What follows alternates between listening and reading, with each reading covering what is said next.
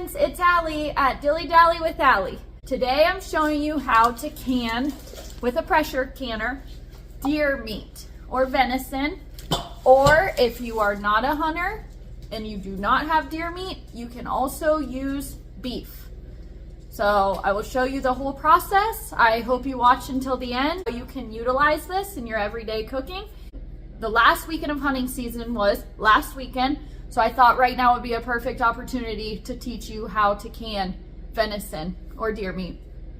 Or like I said, if you get a good deal at the store, like you find beef or a roast or tips, you buy that in bulk, freeze it, and this video will show you what to do with that.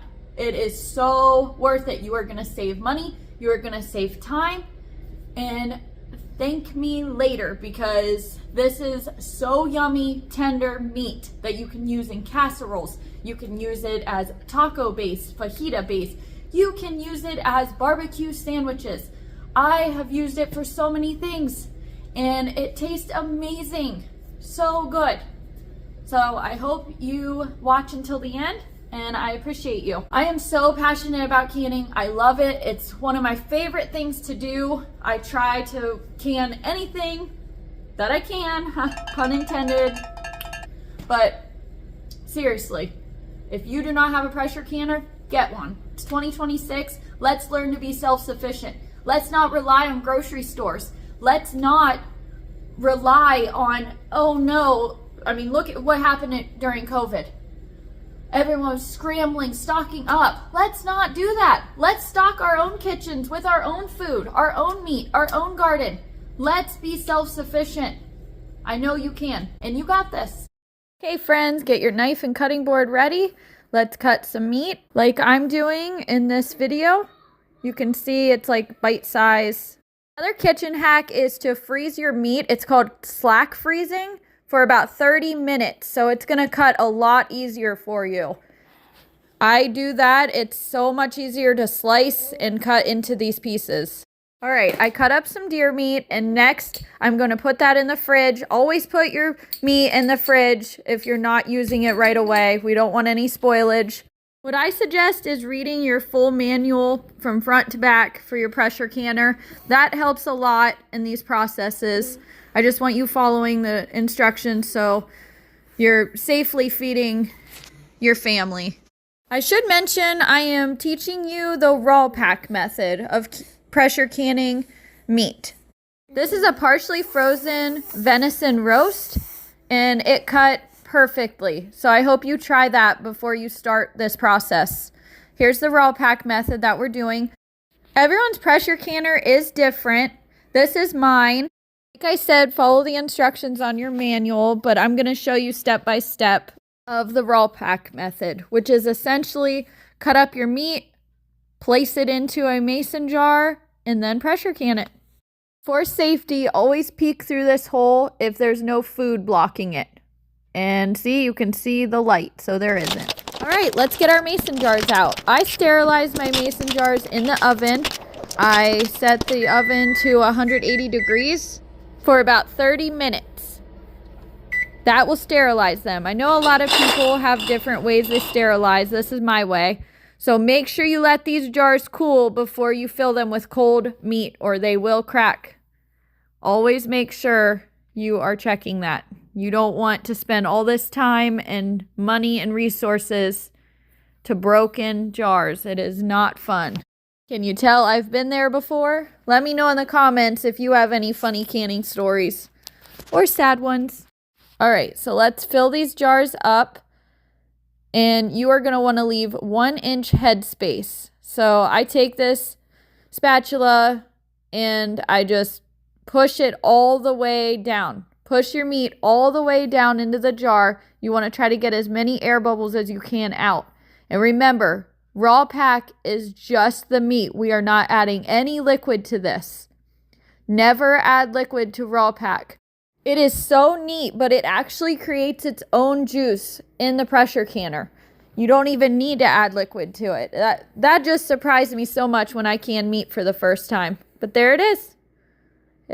There's about 1 inch head space, and I just push it down more. Do not overfill these or your jars will break. These are quart jars. I'm canning quart jars today of venison.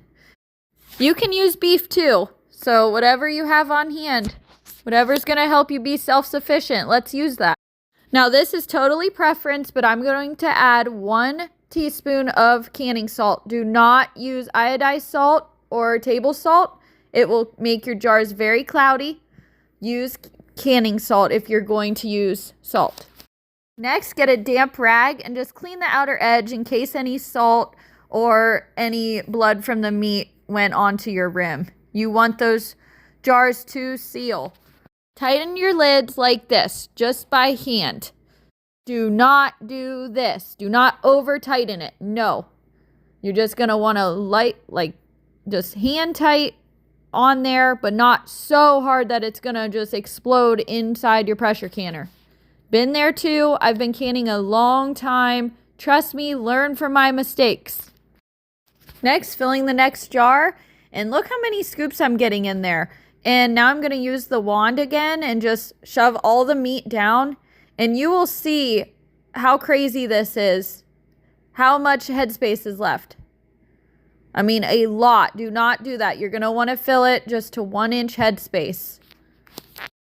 Look out for the next video that I'll have on deer meat. I'm actually going to show you a recipe I make a lot for a fast meal.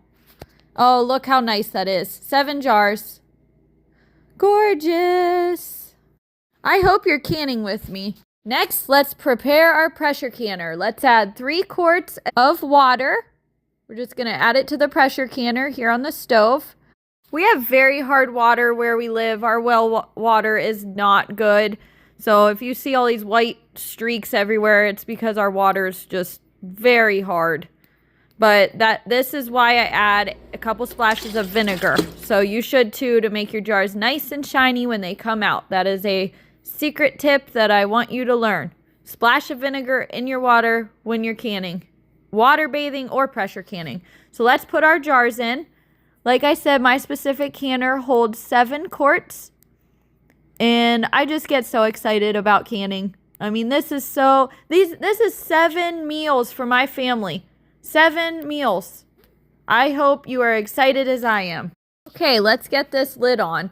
So see this mark right here and right here? That is where it locks in. Make sure it's closed all the way. You want that nice and tight. My pressure canner has a gauge, and there's where the steam comes out. So now we're going to let the steam come out. When it is spurting out a straight stream of steam, set the timer for 10 minutes. See how it's straight stream? It's been 10 minutes. Put that weight on.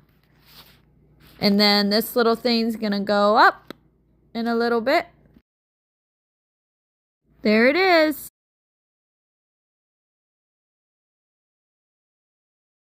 My gauge is slowly going up, and we want it at 11 pounds. And always adjust that to whatever your manual says if you have different altitudes. That all depends on where you live. So let's set the timer for 90 minutes. And that's 11 pounds for 90 minutes. So yes, you are going to have to sit here and babysit this and make sure it does not go under that 11 pounds. It's okay if it goes a little bit over the 11 pounds, but do not let it go under it. I adjusted my stove to about medium. Okay, it's been 90 minutes and our gauge is going down. So do not open this lid until, oh my goodness, until that is at a 0. Do not. And I actually let it sit there a while. I let it sit there maybe an hour past when it gets on 0, just because I don't want my jar siphoning, which means everything comes out of the top and then you lose more of your harvest or your produce or your meat, whatever you're canning. Now I'm just getting my towel ready for the hot jars. It's extremely hot, so be careful. Like I said, it's been over an hour since that gauge went to 0.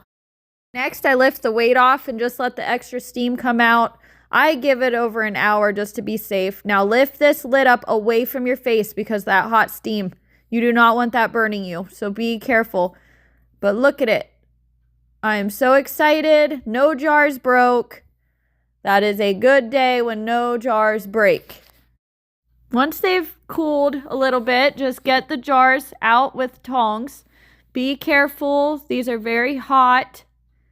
And just lift them out very carefully. Sometimes I use a pan just underneath it in case there was a jar that broke that I didn't know. I really hope that you guys can after watching this. I hope I was able to explain everything. If you guys have any questions, please comment and I will answer them.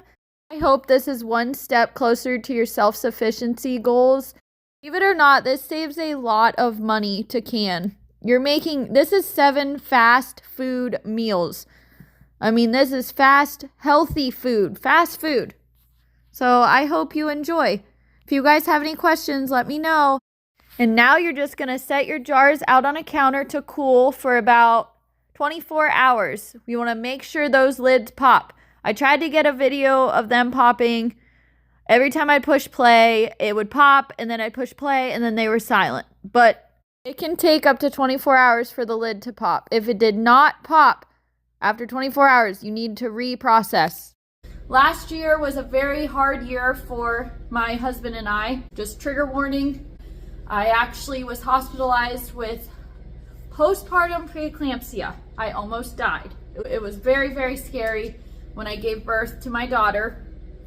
Thank the Lord that I'm here, and He led the way and everything is back to normal, and I'm so thankful for God for that. But it was scary, and there were times that it was very hard to cook, but I was so thankful that my husband and I are self-sufficient in the kitchen. I had so many cans of my deer meat on my canning shelf that it helped us through a lot of really hard times. Just dump the can that you process, dump it in the Instapot, dump it in a crock pot, and you have a meal. And the meat's already cooked because it was pressure canned. If you like this video, please share it, please like it, please subscribe. It really helps my channel. And I'm so grateful for my 47 subscribers. So thank you again. I am so excited to see 47 on there. My goal is to get 1,000 in 1 year. So that's my goal, 1,000 subscribers in 2027. But right now, I'm so thankful for my 47, and I'm thankful that you let me be a part of your life. And I hope something on my channel can make you smile, make you laugh, you can learn something. Just let's try to do this together. So, thank you. Bye.